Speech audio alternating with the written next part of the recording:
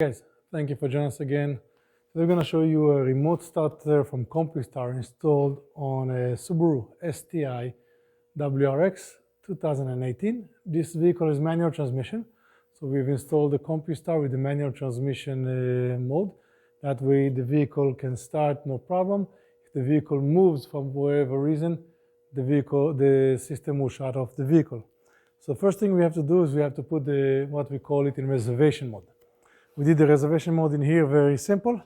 By the way, this vehicle is a push button, not a regular key, so a bit more tricky for the installation. But again, with CompuStar, we have the system working. So I'm gonna start the vehicle.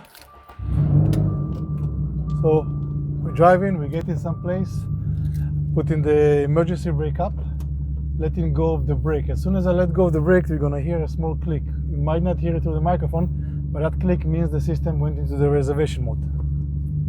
Okay, I heard the click. So now I'm gonna leave the vehicle. Now as you can see, the vehicle is still running. That is part of the reservation mode process. Car is running. Now there's two ways to activate it. One way is to have the door closed and it's immediately activated. The other way is by pressing the lock.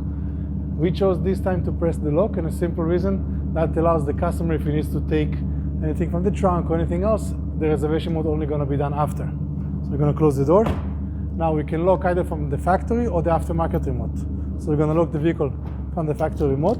In a few seconds the car will shut off and we get confirmation on our remote that we are in a reservation mode. In this case we have the T9 remote.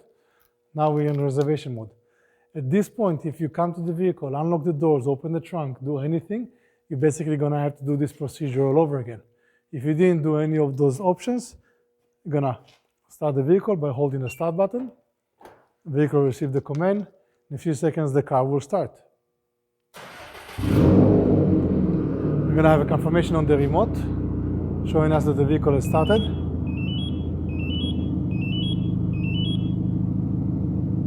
And we have a runtime, in this case, 15 minutes and going down. Now the key takeover is very simple. We're gonna unlock the doors. Have a seat.